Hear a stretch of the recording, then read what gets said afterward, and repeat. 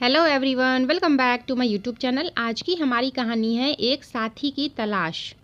क्या श्यामला अपने पति मधुप के पास लौट आई? शाम गहरा रही थी, सर्दी बढ़ रही थी, पर मधुप बाहर कुर्सी पर बैठे शून्य में टकटकी लगाए न जाने क्या सोच रहे थे। सूरज डूबने को था। डूबते सूरज की रक्तिम रश्मियों की लालिमा में रंगे बादलों के छितरे हुए टुकड़े नीले आकाश में तैर रहे थे। उनकी स्मृति में भी अच्छी बुरी यादों के टुकड़े कुछ इस प्रकार तैर रहे थे। 2 दिन पहले ही वो रिटायर हुए थे। 35 सालों की आपाधापी व भागदौड़ के बाद का आराम या विराम पता नहीं, पर अब क्या? विदाई समारोह के बाद घर आते हुए वो यही सोच रहे थे। जीवन की धारा अब रास्ता बदलकर जिस रास्ते पर बहने वाली थी, उसमें वो अकेले कैसे तैरेंगे?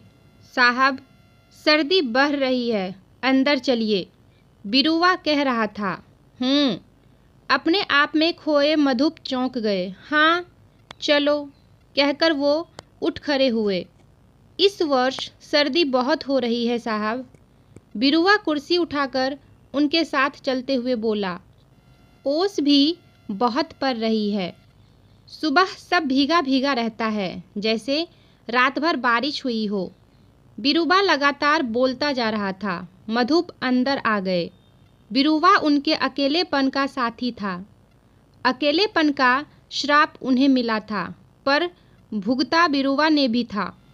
खाली घर में बिरुवा कई बार अकेला ही बातें करता रहता। उनकी ज़रूरत से अधिक चुप रहने की आदत थी। उनकी तरफ से कोई प्रतिक्रिया न पाकर बरबराया हुआ वह स्वयं ही खिसियाकर चुप हो जाता। पर श्यामला खिसियाकर चुप न होती थी, बल्कि झल्ला जाती थी।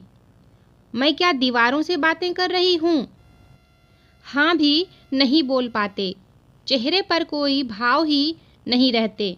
किससे बातें करूँ?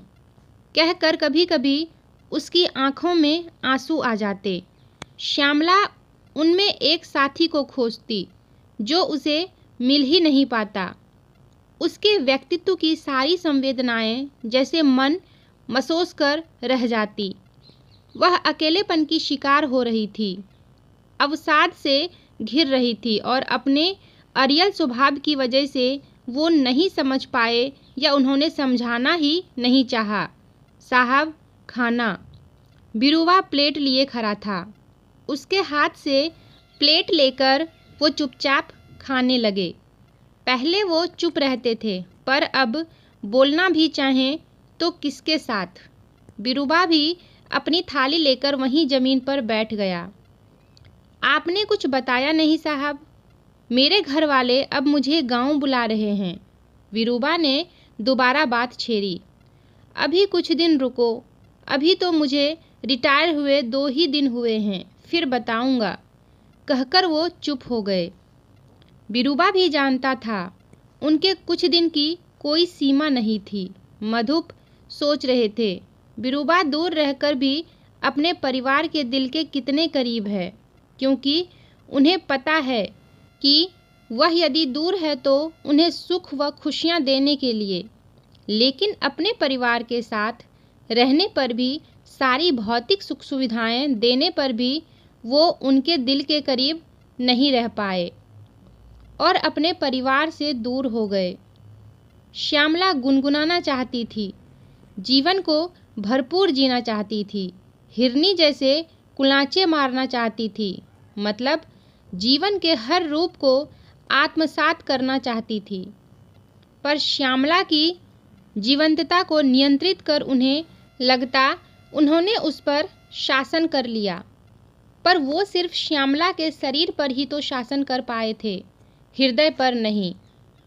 हृदय से तो वो धीरे धीरे उससे दूर होने लगे थे, इतनी दूर कि उस दूरी को फिर वो चाह कर भी नहीं काट पाए। थोड़े दिन तक तो उसके लौट आने का इंतज़ार किया, फिर फ़ोन करने की कोशिश की। श्यामला ने फ़ोन नहीं उठाया। मिलने की कोशिश की। श्यामला ने मिलने से इनकार कर दिया। धीरे धीरे उन दोनों के बीच की दरार बढ़ते बढ़ते खाई बन गई। दोनों दो किनारों पर खड़े रह गए। मनाने की उनकी आदत थी नहीं जो मना लाते। नौकरी की व्यस्तता में एक के बाद एक दिन व्यतीत होता रहा। एक दिन सब ठीक हो जाएगा, श्यामला लौट आएगी, ये उम्मीद धीरे धीरे धुंधला पड़ती गई। उस समय श्यामला की उम्र 41 साल थी और वो स्वयं 45 साल के थे। तब से एकाकी जीवन, नौकरी और बिरुवा के सहारे काट दिया उन्होंने। बच्चों के भविष्य की चिंता ने श्यामला को किसी तरह बांध रखा था उनसे।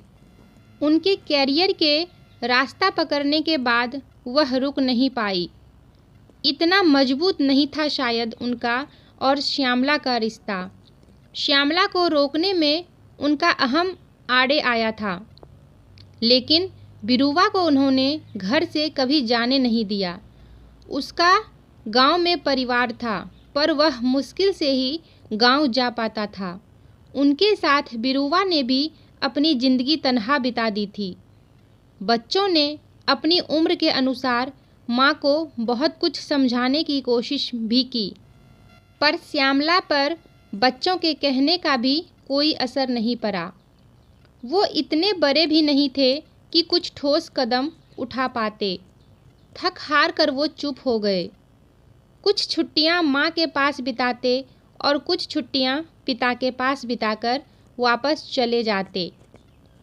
वो जानते थे बहू जानबूझकर इस समय चली गई घर से, लेकिन अब वो क्या करें।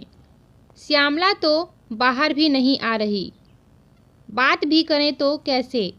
इतने वर्षों बाद अकेले घर में उनका दिल श्यामला की उपस्थिति में अजीब से कुतूहल से धड़क रहा था। थोड़ी देर वो वैसे ही बैठे रहे, अपनी घबराहट पर काबू पाने का प्रयत्न करते रहे। फिर उठे और अंदर चले गए। अंदर एक कमरे में श्यामला चुपचाप खिड़की के सामने बैठी बाहर की ओर देख रही थी। श्यामला, उसे ऐसे बैठे देखकर उन्होंने धीरे से पुकारा। सुनकर श्यामला ने पलटकर देखा। इतने वर्षों बाद मधुप को अपने सामने देख श्यामला जैसे जड़ हो गई। समय जैसे पल भर के लिए स्थिर हो गया। आंखों में प्रश्न सलीब की तरह टंगा हुआ था। क्या करने आए हो अब आप? वह प्रत्यक्ष बोली। हाँ श्यामला, मैं। इतने वर्षों बाद उसे देखकर वो एकाएक कातर हो गए थे। तुम्हें लेने आया हूँ, वो बिना किसी भूमिका के बोले। वापस चलो। मुझसे जो गलती हुई है उसके लिए मुझे क्षमा कर दो। मैं समझ नहीं पाया तुम्हें, तुम्हारी परेशानियों को, तुम्हारे अंतर्द्वंद्व को। श्यामला औपलक उन्हें निहारती रह गई। शब्द मानो चूक गए थे। बहुत कुछ कहना चाहती थी वह, पर समझ नहीं पा रही थी कि कहाँ से शुरू करे।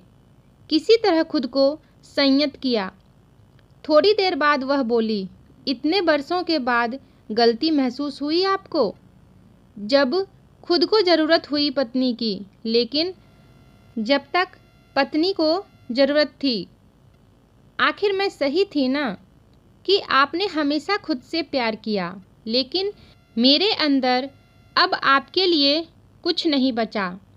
अब मेरे दिल को किसी साथी की तलाश नहीं है। जिन भावनाओं को, जिन संवेदनाओं को जीने की इतनी जद्दोजहद थी मेरे अंदर, वह सब तो कब की मर चुकी है। फिर अब क्यों आऊं आपके बाकी जीवन जीने का साधन बनकर? मुझे अब आपकी ज़रूरत नहीं है। मैं अब नहीं आऊँगी। तो फ्रेंड्स, आपको ये कहानी कैसी लगी कमेंट करके ज़रूर बताइएगा, और अगर वीडियो पसंद आई हो तो लाइक और शेयर भी कर दीजिएगा। मेरे वीडियोस का नोटिफिकेशन पाने के लिए चैनल को सब्सक्राइब करके बेल आइकन को भी प्रेस कर दीजिएगा। तो फिर मिलते हैं एक नई वीडियो में एक नई कहानी के साथ। तब तक के लिए टेक केयर एंड बाय।